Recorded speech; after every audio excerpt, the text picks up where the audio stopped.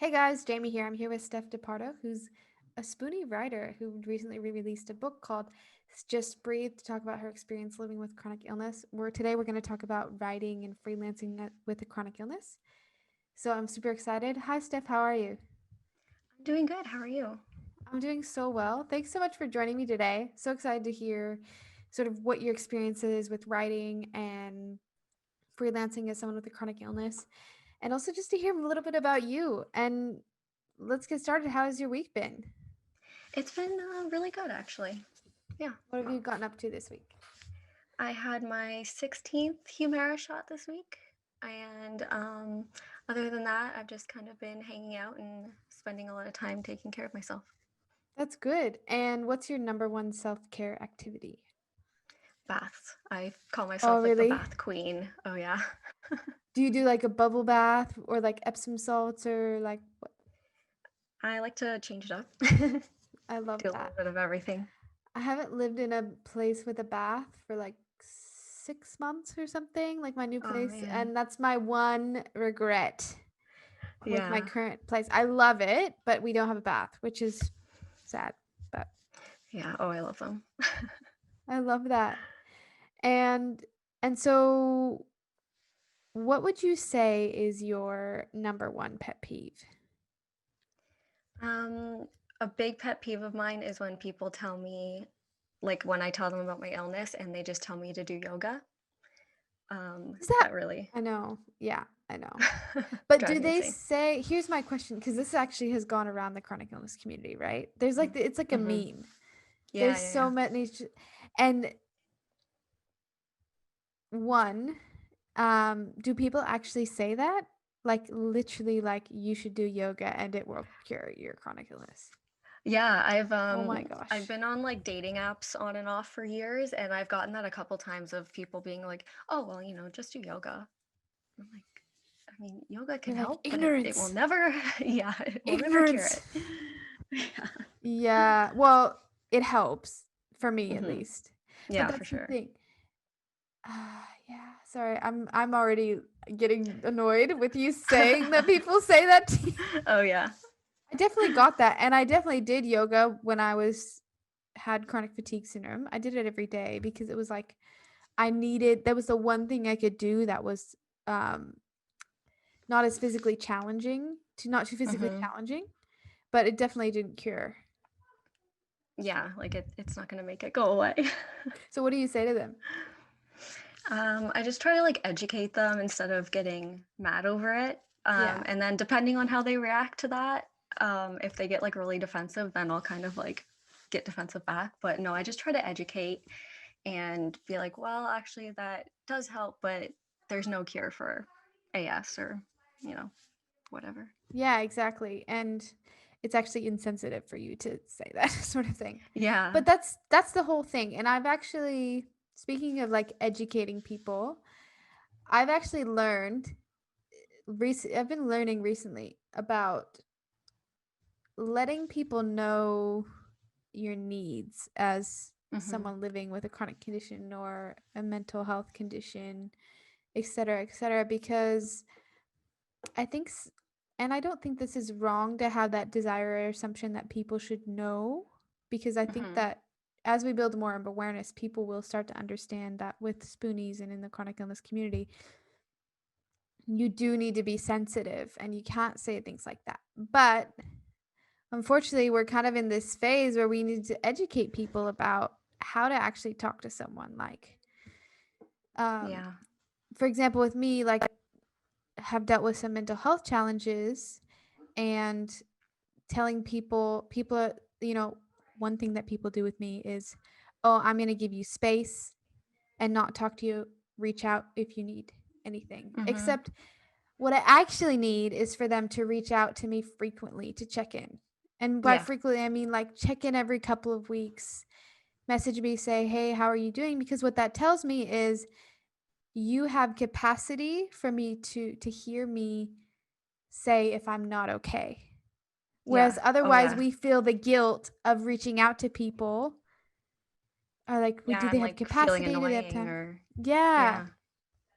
So I love that, and went on a little bit of a tangent there, so sorry, but it's That's actually okay. something I've been thinking about because what I've learned in conversations with people is even just, like, dealing with some I'm going through therapy at the moment, like, Hmm. a whole like, dealing with some stuff, and Hmm. certain subjects trigger me, and rather than just getting angry, I say, "Look, I actually can't talk about that subject right now, Yeah. and let's maybe talk about it another time or change the subject because it's like I actually just can't. I'm crying like." So, Yeah. I'm glad you're educating people. That's really good. Yeah. I find it so important. And do you do that as well with your writing? Like, is that part of kind of what's encapsulated in your writing and what the work you do as a writer? Yeah, yeah. I write about like how AS affects me in different ways of my life. And I remember I wrote an article on like five like daily activities that are heavily affected by AS. And it was like, getting out of bed, taking a shower, like things like that, people that don't have a chronic illness would consider like easy and like they don't even think about doing, that are made more difficult with a chronic illness. Yeah. Um, so yeah, I definitely do try to raise awareness and educate in my writing. Yeah, that's really good. And just really quickly, for those of you that don't know what AS is, it's called ankylosing spondylitis. It's a chronic illness where basically the spine starts to fuse together. You can correct me if I'm Hmm. wrong. Yep, yep. Causes like chronic pain in the body, and it's can be quite debilitating, from what I Hmm. understand.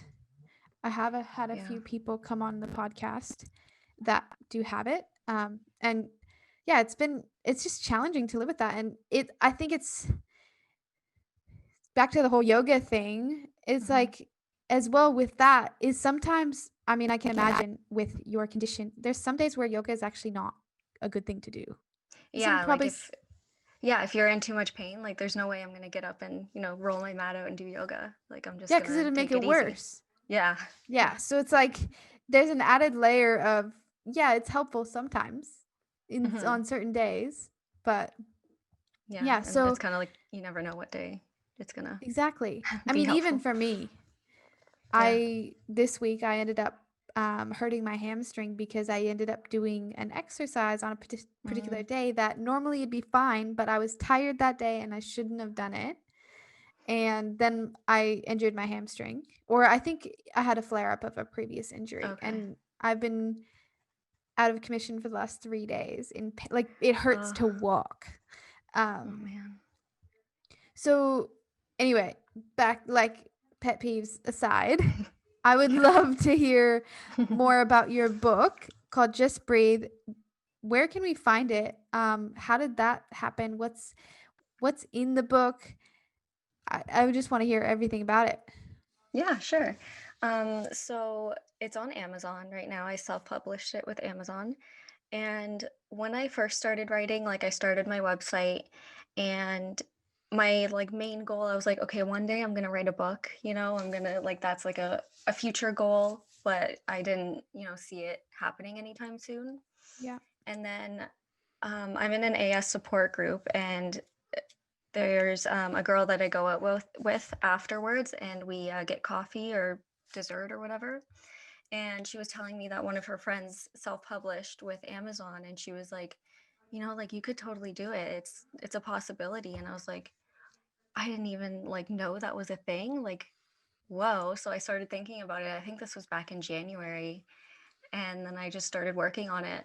Like I went really hard on working on it, sorry. And yeah, I was done it in about 2 months. Oh wow. Yeah. And so what was that process like then, self-publishing? It was actually really easy. Okay. Um, yeah, I would just like write my chapters on Google Docs, and then they would give you like a template document, and I just would fill it in, and it was actually pretty easy. And then it's also like completely free with Amazon, which was really nice. Did you have an editor as well, or did you just kind of go freestyle? I had my best friend offer to edit it for me and go through it, and then I just did some edits too. Okay, cool. So it was pretty straightforward then. Yeah, it was really easy. Um, I love that, and that's something that I was excited to get you on to the podcast to share about that because writing a book is not every spoonie can do it, but it's fairly like it's not it can be exhausting. I just mean it's something that's probably more possible for a spoonie than maybe other sort of things. So Yeah. the idea behind this podcast is actually just kind of talk about a little bit about that process. Like for those listening, it's actually not that hard to write a book, and we need more spoonie voices out there to share Yeah. what it's like, stories, insights, etc., etc. Have you been able to get some good traction on the book? Yeah, I've sold, I want to say 83 copies now, which is Wow, amazing. that's Yeah, amazing. and I've gotten like people sending me selfies from like all over the world with it, which is super cool. Wow.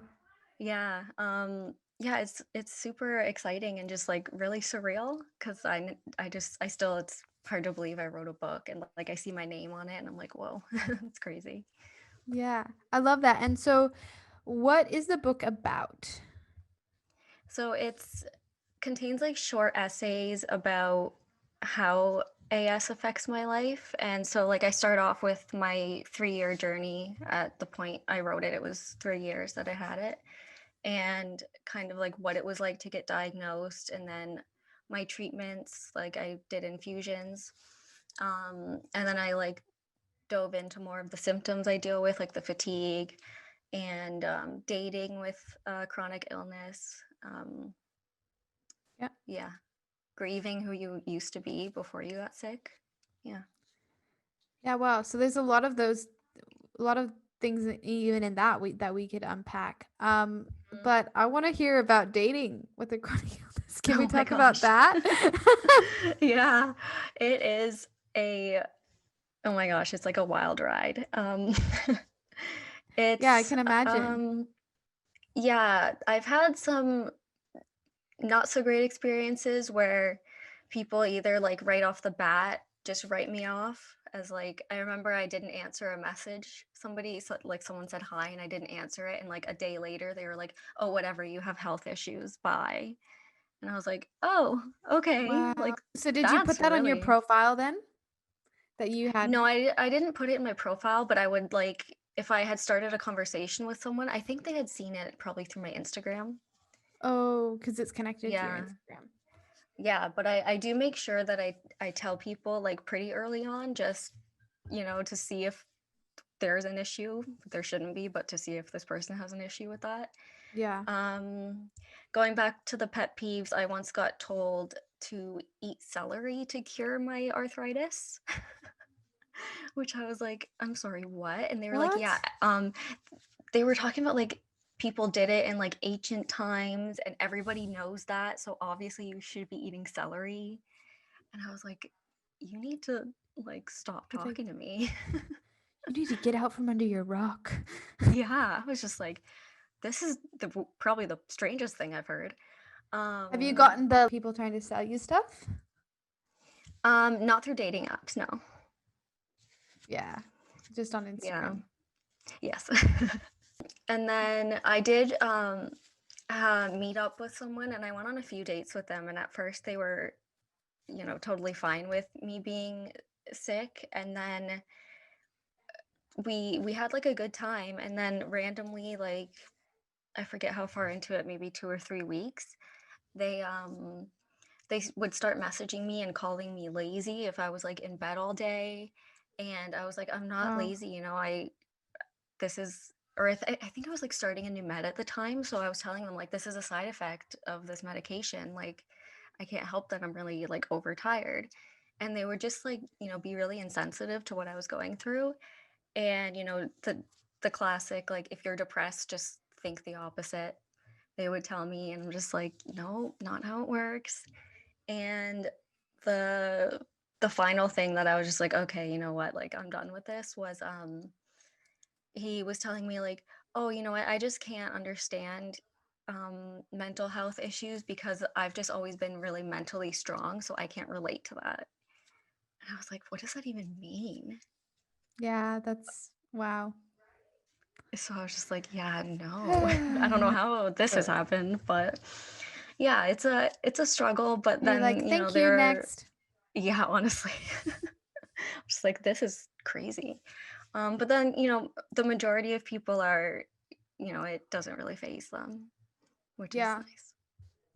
Well, and honestly, just from hearing you talk, you've got to be fairly, and in my opinion, mentally strong to be able to be dating with a chronic illness. Because Yeah. when I had chronic fatigue syndrome, I didn't really date. And then when I was coming out of it, I dated someone, and that was super challenging. And I didn't know how to communicate, and I didn't have that even just that personal strength to say, look, uh, you're not responding in the right way, and this is what I need. Like because I don't know. I just think I admire that because it takes strength. It even takes strength to write a book about it. It takes strength to. It sounds like you've been very intentional and very calculated about how you've approached your condition. Yeah, I've definitely learned along the way. Different, things like mention it sooner into the conversation. And yeah, that's something I also learned in therapy was to talk to people, and you know they're not always going to know what's going through your head or like what pain you're going through. So explain it to them the best you can and ask for what you need. um, that's something I did learn from therapy. Yeah, that's really good. And so all of this is kind of in your book as well, right? Yeah, I do talk about therapy and mental health as well. That's good. And so when you got diagnosed with AS, well, the onset of the symptoms, was that quite quick as well, or Yeah. okay. Yeah, I literally woke up one day and just my hip was in like an intense amount of pain, and it Mm, came out of nowhere, and it just never went away. wow. Hmm. That's hard. Yeah, it was like, what is happening? But Yeah. yeah. So piggybacking off of the book, you also do freelance writing. Yes. How did you get into freelance writing? So when I started my website about 2 years ago now, it was because so before I was diagnosed and seeing doctors all the time and everything, I would post like on Facebook just for family and friends to tell them kind of what was going on in my life. And I was getting like really positive feedback about my writing. So I was like, oh, maybe I'll like document this on a website instead of on Facebook. Yeah. And then, so I started doing that. And then I was like, oh, I'll just start, like writing article or like blog posts, I guess, on different topics of what I go through, like fatigue or dating and etc. And then from there, I got some like writing opportunities and some jobs out of that. Okay, that's really interesting. So is that um if someone were to come up to you and say, "Hey, I'm looking to get into freelance work," especially even as a spoonie, like Hmm. what would you how where would you tell them to start? I definitely like, there's a lot of opportunities on Instagram for sure with the Yeah. community.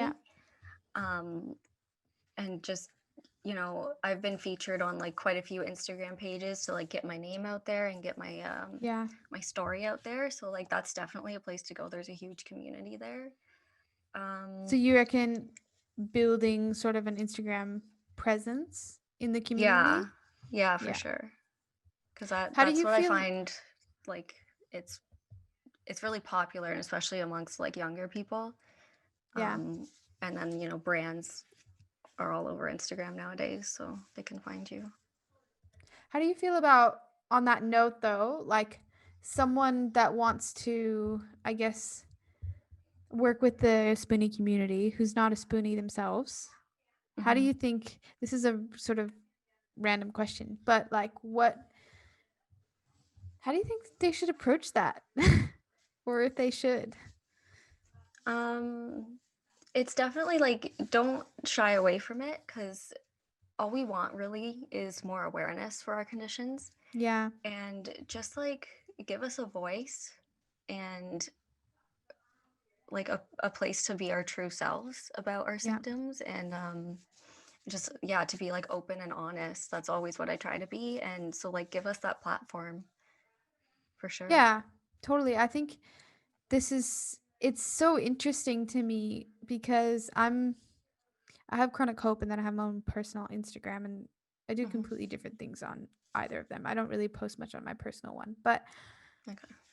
to come from the spoonie community where like everyone is, I mean, the majority of people are so positive, Hmm. encouraging, always posting the super encouraging, empowering quotes, Yeah. telling you to like just this amazing community where you feel just valued and appreciated.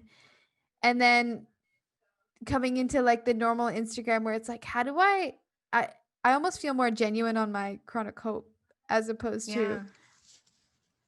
my other one. Um that balance between like most people don't actually know about this community that's so vibrant and beautiful, and Yeah. I'm so thankful for it, but it's not like a normal, I don't know, it's not a mainstream thing. Hmm.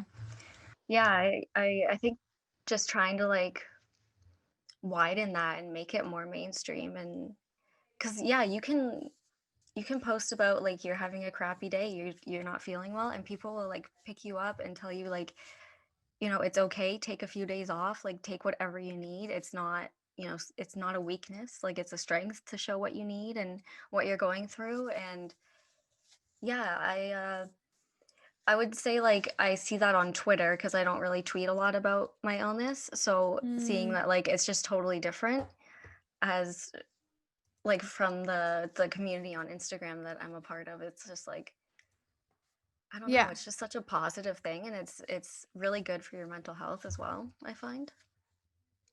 Yeah, exactly. And it's kind of one of those things where like it's just such this beautiful community that I just really want to see grow even Mhm. more, and we've seen it grow during COVID.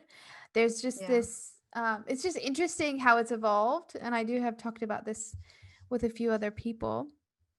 And so yeah, I definitely think from what you're saying and also my experience with even just starting to build a platform is yeah, starting getting on Instagram, starting to share your Mhm. story, starting to get the word out there.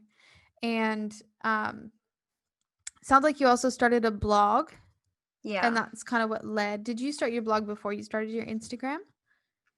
Yeah, yeah, I started my blog in November of 2018, and I was maybe posting here and there, but I wasn't like super active on Instagram with my chronic illness. And then I'd say like somewhere in 2019 is when I started to like document my like struggles on there.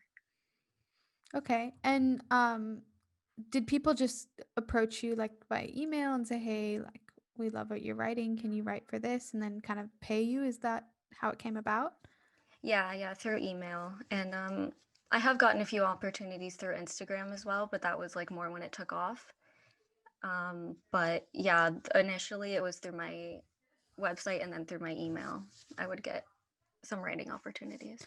And do you just write about AS or do you write about chronic illness in general? I write mostly about AS. More in my book, I'd say I write about chronic illness. Um, and then I write more about mental illness on my website. But I'm not as active on there anymore as I used to be. Okay. And so what what has that looked like, I guess, building your freelance work? Do you also reach out then to companies and apply for different jobs, or have has it mostly been them coming to you?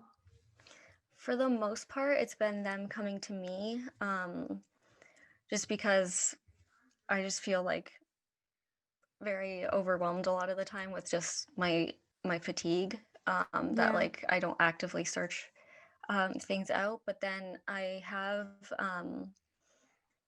been reaching out to a local, like not charity but like volunteer run organization, for Yeah. like support groups and stuff. So I have been doing that, but yeah, it's not exactly paid, so it's not super freelance, but I have been doing that lately. Okay. And so do you have kind of a plan on, do you want to write another book? Do you want to continue to build that? Or is it more like still kind of seeing what you can manage with your health and freelancing? I would love to write another book. See, the one I wrote is about like 84 pages. So I'd love to write like a full length book with a publisher someday. Yeah. And um, and then yeah, also just kind of seeing like what I can like juggle with my health issues going on. Yeah. And so also kind of another random question. Would you see yourself as someone that's ambitious? Yeah, I would say now I am. I feel like I never used to be, but yeah, for Really? sure now I am. Yeah. So this is the reason why I'm asking is I posted something on Instagram about this actually a couple weeks ago, and so first of all, the word ambition for women in particular Hmm. is almost like a dirty word, like women can't be ambitious. So that's one thing. Hmm. Second thing is, can spoonies be ambitious? Because and and I think the answer is yes. Keen to hear your thoughts. But Hmm. what does it look like to be an ambitious spoonie? Because I mean, especially American culture. I don't know how it is in Canada where you are. Hmm. It's the hustle. It's all about the Yeah. hustle. It's about working 24/7 to get ahead. Personally, I don't think that's healthy for a normal person, but it's also Mm-mm. not like as a spoonie, it's not sustainable. Yeah, not at all. So, and something I've also kind of learned in just building Chronic Hope and that platform is, I get invited to all these events and like they're like, you should do this accelerator and you should do this pitch night. And I'm like, I actually I don't have time and that's okay. And so I say no. Hmm. And that means that Chronic Hope doesn't get as big as quickly. But Right. I'm not here for that. I'm here for the journey. I'm here to build community. I'm here to get to know people and for it to be what it needs to be when it is Yes. at whatever time point in time it is. And if Hmm. it's meant to be this massive thing, it will be. But so that's, I guess, all lead up to this question because I believe I'm ambitious, but it looks differently than your average person. It even looks differently than other spoonies because because of my own condition, my own needs, etc. Hmm. What does it look like for you to be ambitious as a spoonie? That is just such an interesting topic. I've never even thought of that. Um, but yeah, like it's definitely like the same kind of culture here in Canada where it's just like go, go, go all the time. Like if you're not busy, you're not productive. And I just totally don't agree with that at all. Yeah. And yeah, like for me, I totally agree with what you're saying, where like if it's meant to be like something big, it'll still be something big if I'm not, working until I'm like exhausted every day on it. Yeah. And so yeah, it's more like working on things when I can and focusing on my both physical and mental health first and like focusing on taking care of myself and then I'll um work on what I need to work on. Yeah, exactly. And so what would you say in terms of your ambition, like is your what do you want like in 5 years, 10 years? And I know this is like a touchy topic because I personally believe that you're not defined by what you achieve. So Hmm. don't take this the wrong way when I ask this question because like whatever happened, like your health is the most important. My health is the Yeah. most important. And if I'm not achieving all of this stuff, it doesn't make me any less valuable, but it is still okay to have ambition as a spoonie. And I think that Yeah. that can be beautiful. So, and when I say it's still okay, I think it's still okay. Other people may have different opinions, Yeah. but so in 5, 10 years, where do you want to be as a writer, as a freelancer, as a person?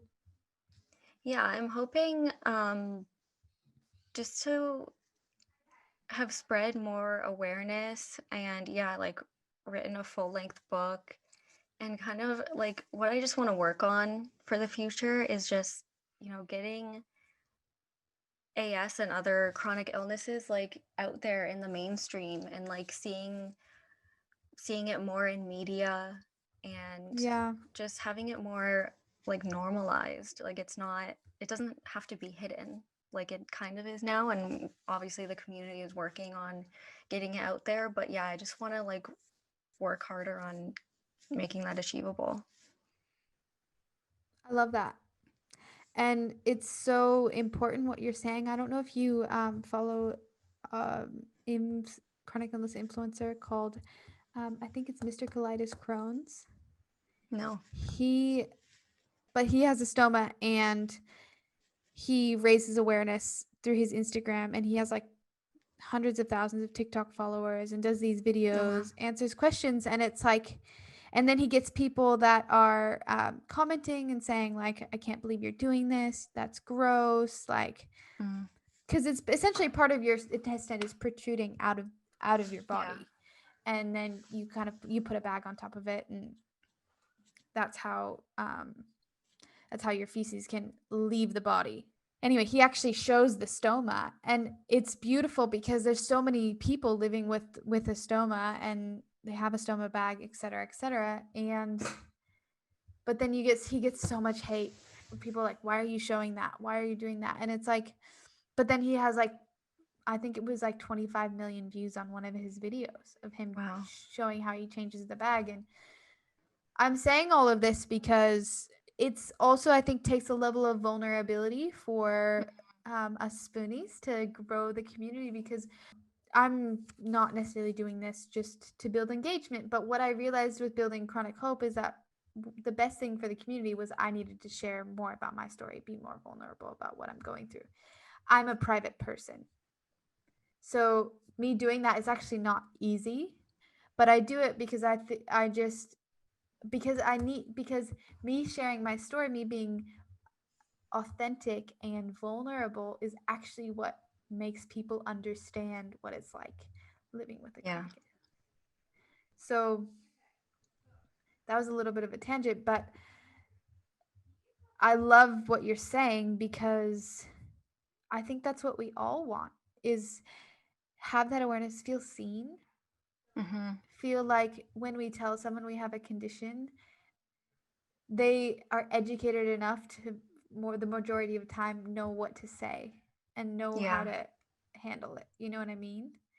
Yeah, exactly.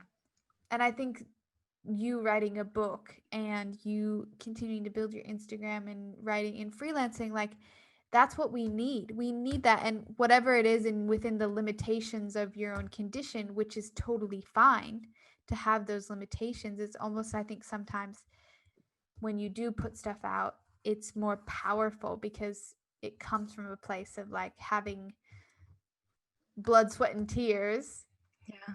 you know? So I just love what you're doing.